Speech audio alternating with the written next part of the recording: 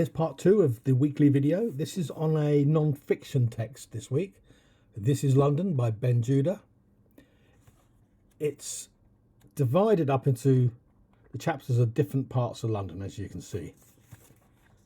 Okay. I'm going to read the first page and a half. I'm going to do the usual setup. I'm going to read a couple of paragraphs and then I'm going to go over it and I'm going to work through it. But I want to sort of maybe make a bit of a slight criticism of Ben Judah's potential bias. Okay, I've got to be a bit fair because I'm only judging him by a page and a half, but there we go. So without further ado, I shall start. I have to see everything for myself.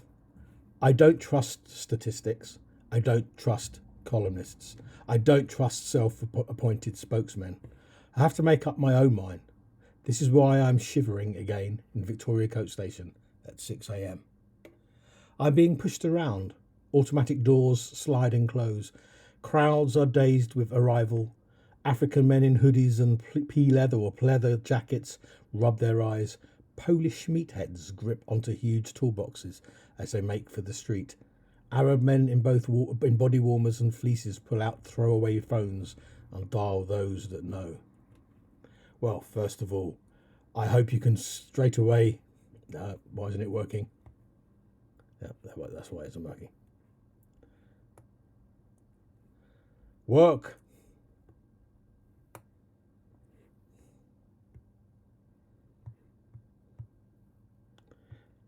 Well, that's somewhat annoying, isn't it?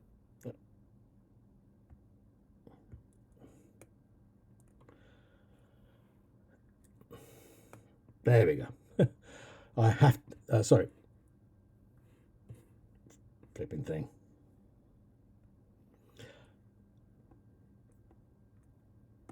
I don't trust statistics. I don't trust columnists. I don't trust self-appointed spokesmen. As I hope you know by now, this is an aphra.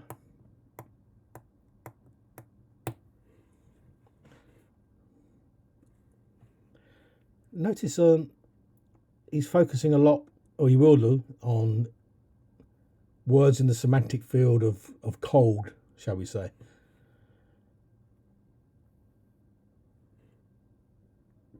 Body warmers.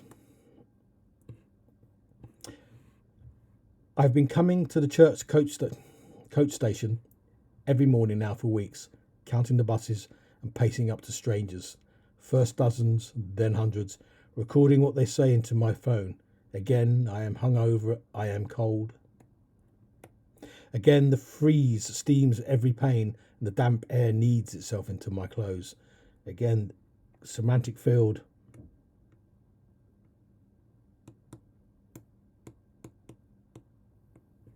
Shivering, freeze, and this interesting personification here.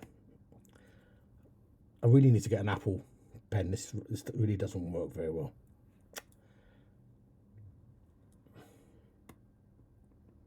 Work, you hear?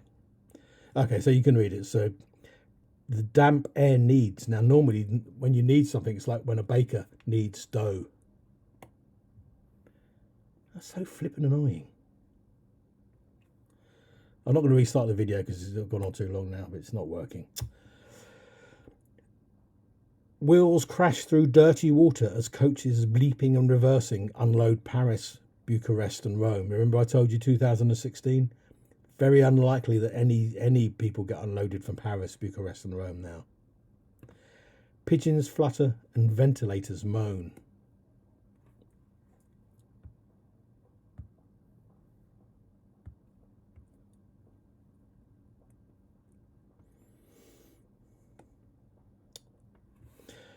Hard rain patters the vaulting glass over the grubby terminal like a baby's rattle. My hands sting red as I key rapid notes into my screen.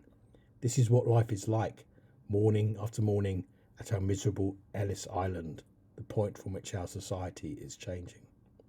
So you have this again. There's now a semantic field of dirtiness. There's grubby. Coming up in a minute, there's griming. Ventilators moan. ventilators can't moan, another personification. And that linked to Ellis Island. Will it work? Hopefully. So Ellis Island was the premier site for in US immigration history, where Europeans would come to seek a new life in the US. So just a kind of really subtle allusion there. But he's being a bit arrogant, our miserable Ellis Island. The point from which our society is changing. I'm detecting a slight bias, a slightly negative note here. Okay, it's in the winter, so okay, maybe not. But there's also all the personification is negative. The semantic fields of dirt and grime. He's not painting a nice picture here.